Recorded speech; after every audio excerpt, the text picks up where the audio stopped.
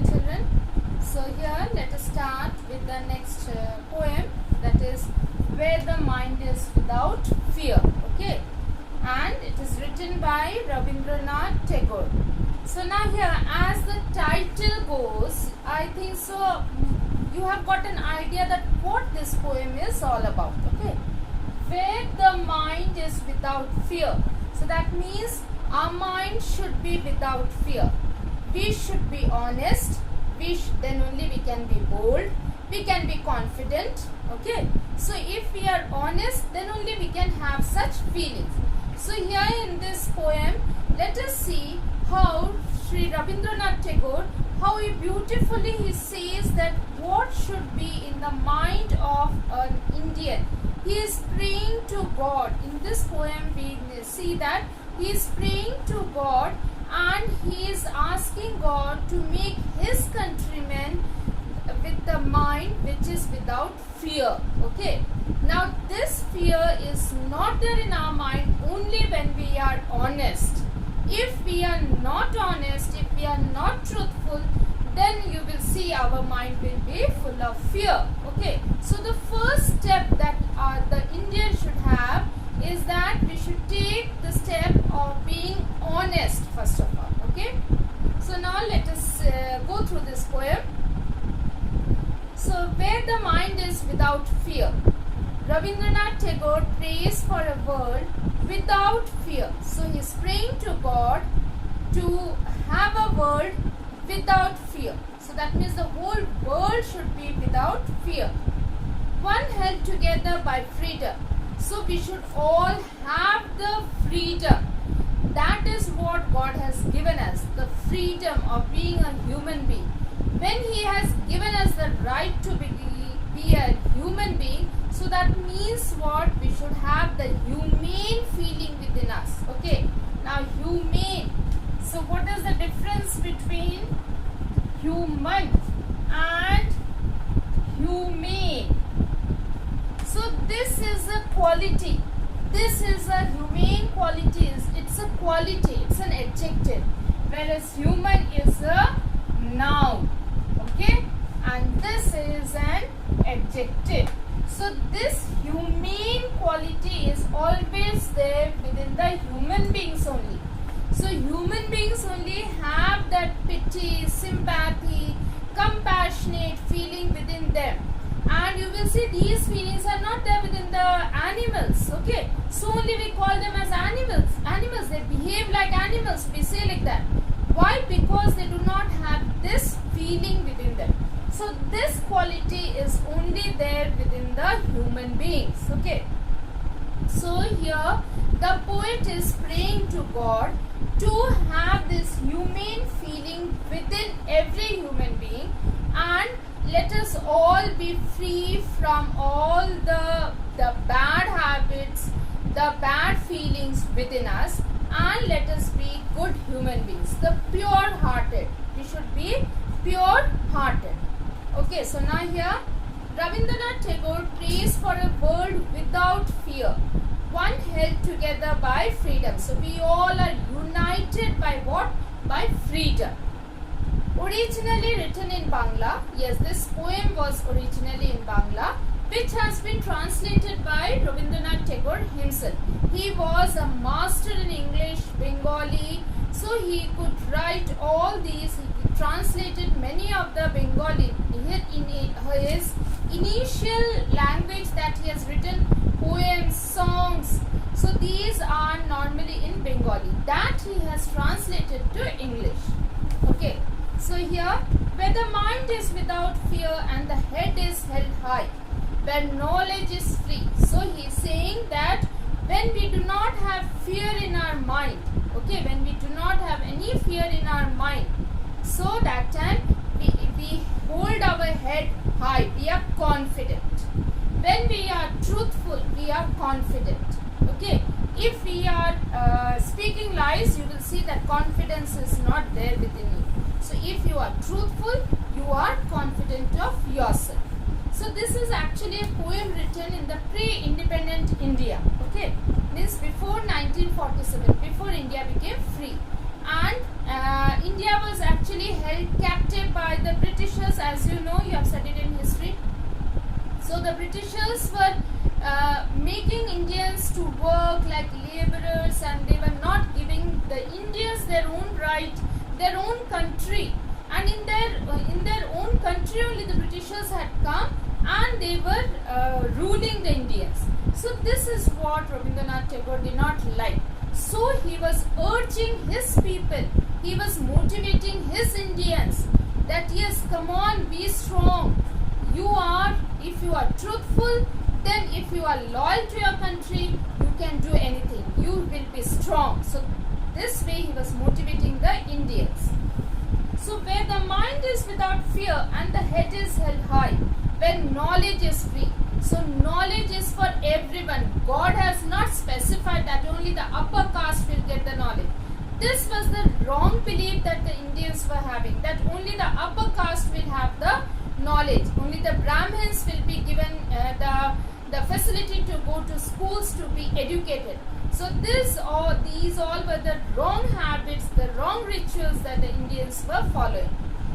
And the Indians were not given especially the lower caste people were not given the right to enter the temples or to take water from the common village tanks, and also these things were motivated Rabindranath Tagore and saddened him actually. He was sad to see what is happening. So these all facts motivated him to write the poem. When knowledge is free, so that means knowledge is for everyone. It is not specified that only you will get knowledge and he will not get the knowledge. It's not specified by God. Those lines are created by us only, that only the Brahmins will get the knowledge. In earlier times, that was the belief that the Brahmins will be going to the temple, only they will get the education in school. So these lines were created by the people themselves. So that was wrong. These are the wrong beliefs, the wrong rituals that we had. Where the world has not been broken up into fragments into pieces. Okay. So by narrow domestic walls. So what do you mean by narrow domestic walls? That means these beliefs that we had, that only the upper caste will get the facility and the lower caste will not get any facility, because they are the bearers for the upper caste. They will serve the upper caste. Those were the narrow domestic wall beliefs. Okay, because our mind was narrow-minded, and so only we have to educate ourselves and to broaden our mind, to broaden our knowledge, broaden our thoughts, broaden our beliefs, and then we can live independently. So where the world has not been broken up into fragments. So here that means the world should not be broken into pieces by these narrow beliefs, these wrong beliefs. Then where words come out from the depth of truth. So that means what we should be honest, we should be truthful. So that depth we should have in us, that if also I am doing wrong, I should be honest in speaking out that yes, I have done this wrong. So this truthfulness should be there, this honesty should be there in every human being. Then only we will have this humane feeling. Okay, otherwise we are not humans, then we will be called as animals. Okay, so where words come out from the depth of truth, where tireless striving stretches its arm towards perfection. Tireless means we should be not tired of this. Striving stretches its arm. So that means the situation should be given in such a way that if we are having the truthfulness in us, then we will always be perfect. Okay, where tireless striving stretches his arms towards perfection, then only we all will become perfect. We all will not be tired by speaking the truth, and we will work sincerely, and then we will become the perfect human beings. Where the clear stream of reason has not lost its way. So how the stream of water, have you seen the water of the stream? It's moving continuously, and so it's very clear. Okay, crystal clear we say. So when we look into the water, we can see the depth of the water. Same way, we human beings also should have a heart which is clear and pure. There should not be any dishonesty there. We should not try to harm others. So where the clear stream of reason has not lost its way. So that means if we are having any belief, okay, so the rituals, there we have to reason out why is it so. Like in earlier times only the Brahmins were allowed to have education. So it was the duty of we human beings to reason out that why is it so. He is also a human being. He is also the same blood what I am having. My blood color is also red. His blood color is also red. Then why should he get a special opportunity to only be educated and why not we? So these we should have the crystal clear the reasonings we should have. So where the clear stream of reason has not lost its way. So when we reason out what is right, so people will listen to us and then they will judge what is right, what is wrong. Into the dreary desert sand of dead habit. So desert, so now our dead habits are compared to the desert. So you must have seen the desert is full of sand, it's dry, no human life is to be found. Very few plant is to be found over there. So that means our dead habits are also like that. So these habits, the rituals that we follow, that women should always cover their heads, women should go for the sati system. So these were the beliefs what we had in our pre-independent India. So these all were banished, were tried to remove by many of such leaders. They were reasoning out that why is it so? Why should we follow those rituals which have no meaning, which have no truth in themselves? So here, so those beliefs or those rituals were like the desert, the dreary desert, means the fearful desert it had become. It's of no use we are following those rules and traditions. Since it has been followed since years and years, it doesn't mean that we have to follow that tradition. We should reason out that what is good and what is bad. We have certain traditions like you're putting your rangoli in front of your house. That's a good tradition. That's a good feeling we get. So we will keep those traditions. But there were certain traditions like the sati system, which was not good. If the husband is dead, then the live woman, the wife, has to go and sit in the pyre of the funeral pyre of the husband. What sort of belief is this? God did not say this as to do. So why should we do such things? The live human being is burning herself. Now is that good? So Rabindranath Tagore is telling that you remove all those beliefs. Okay. Where the mind is led forward by thee, by you. Okay, your mind will be led forward by you into ever-ending thought and action. Okay, so the ever-ending thought and action should be there. So there are certain thoughts, the beliefs which have to end there. We'll put a full stop to that. So here those beliefs should stop. Into that heaven of freedom, my Father. So that means now he is praying to God Almighty. For freedom, we want the freedom, my Father. Father here means God. Let my country awake. So please help my country to awaken themselves and remove those false beliefs, the rituals that we are having. So these are the moral awakening we have to have, and the Britishers imposing their rules is not right. So those we have to protest and drive the Britishers out. We have to unite for ourselves, and then only it's possible. So here he says that please relieve us from all this corruption, the slavery, so all those dead habits. So slavery means like the Britishers were using the Indians as slaves. They were bound with the chains and all, and then they were made to do the work for the Britishers.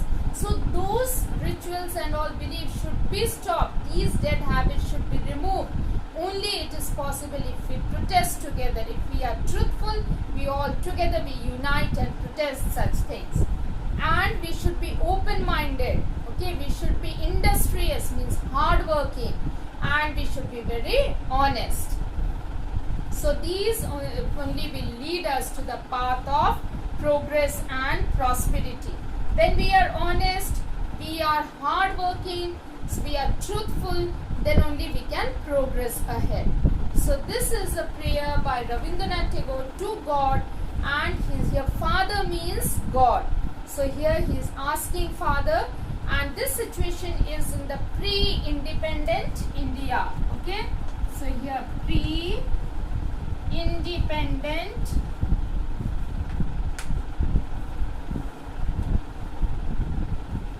India. So that means before India was independent, before 1947, this song was written by Rabindranath Tagore. So I hope that you have understood this. Now let us do the exercises.